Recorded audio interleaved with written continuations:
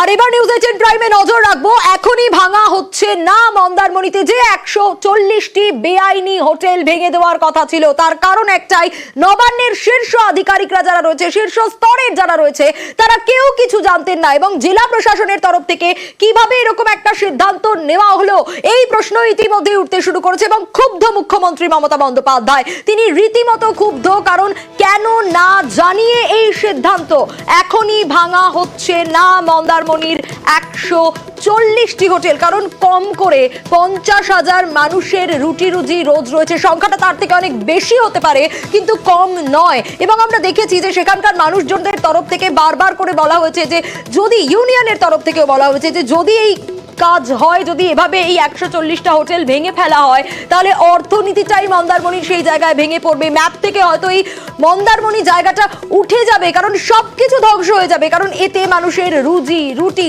সবকিছু নির্ভর করছে।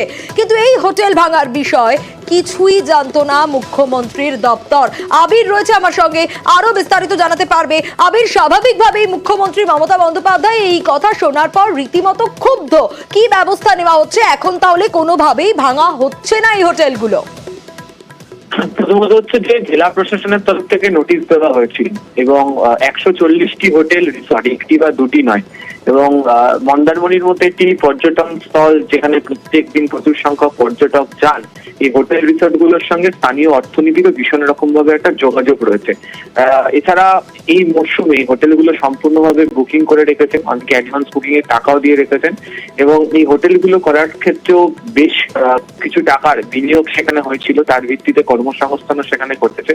এবং রাজ্য সরকারের তরফ থেকে এই মুহূর্তে পর্যটনকে শিল্পের আকার দেওয়া হচ্ছে। ফলে সেখানের মতো জায়গা, যেটা পর্যটন স্থল মন্দারমণির মতো জায়গা, সেখানে 140টি হোটেল একটি নোটিশে প্রশাসনের শীর্ষ স্তরকে না জানিয়ে ভেঙে ফেলা হচ্ছে। গোটা বিষয়টি নিয়ে প্রশ্ন উঠেছে। সূত্রের খবর, ঘনিষ্ঠ মহলে গোটা ঘটনা নিয়ে মমতা বন্দ্যোপাধ্যায় তিনি যে স্তম্ভিত, তিনি সেটা উল্লেখ করেছেন। এবং কার্যত এটা যে একটা বুলডোজার চালানোর সামিল, সেই প্রসঙ্গের কথাও কার্যত তিনি প্রকাশ করেছেন। এবং জেলা প্রশাসনের তরফ থেকে যে নির্দেশ দেওয়া হচ্ছে, সেই বিষয়টি নিয়ে মুখ্য সচিবকেও কিছু জানানো হয়নি। ফলে এত বড় একটি সিদ্ধান্ত কিভাবে জেলা প্রশাসনের তরফ থেকে এককভাবে গ্রহণ করা হলো, সেই নিয়ে প্রশ্ন। ইতিমধ্যেই এই যে হোটেল অ্যাসোসিয়েশনের যারা প্রতিনিধিরা রয়েছেন, তাদের বক্তব্য, তারা যোগাযোগ করেছেন প্রশাসনের শীর্ষ স্তরের সাথে। সূত্রের খবর, খুব শীঘ্রই তাদের সঙ্গে একটি বৈঠক হতে চলেছে। আইনত বিষয় তো অবশ্যই রয়েছে, কিন্তু তার সঙ্গে যেহেতু স্থানীয় অর্থনীতির একটা সম্পূর্ণভাবে যোগ রয়েছে, ফলে এক্ষেত্রে এই ধরনের সিদ্ধান্ত গ্রহণটা অত্যন্ত হঠকারী এটি সিদ্ধান্ত বলে মনে করা হচ্ছে। তাই আপাতত কোনো হোটেল মন্দারমণিতে ভাঙা হচ্ছে না। বেশ আবির।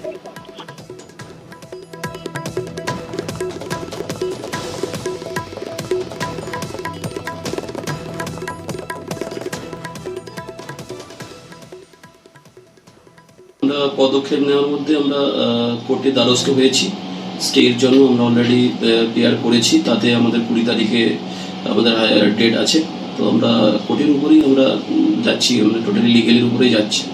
আমাদের কালিন্দী 8 নম্বর পঞ্চায়েত এবং পাশাপাশি আরও 2-3টে পঞ্চায়েত, পুরো ইকোনমিটা শেষ হয়ে যাবে। মিনিমাম 50,000 এখানে মানে লোক ডেলি রোজগার করে কামিয়ে খাচ্ছে।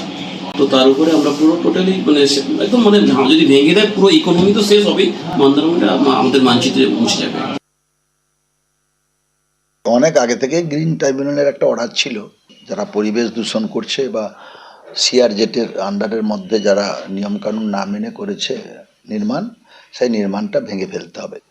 ইতিমধ্যে 140খানা হোটেলে নোটিশ করা হয়েছে, জেলা শাসক মহাশয় নোটিশ করেছেন। ইতিমধ্যে হোটেলিয়ার অ্যাসোসিয়েশন একটা হাইকোর্টে মামলা করেছেন। 20 তারিখ তার হিয়ারিং আছে। সেই শুনানির পর হাইকোর্ট কি অর্ডার দেয়, তা না হলে 20 তারিখের পরেই হোটেল ভাঙা শুরু হবে।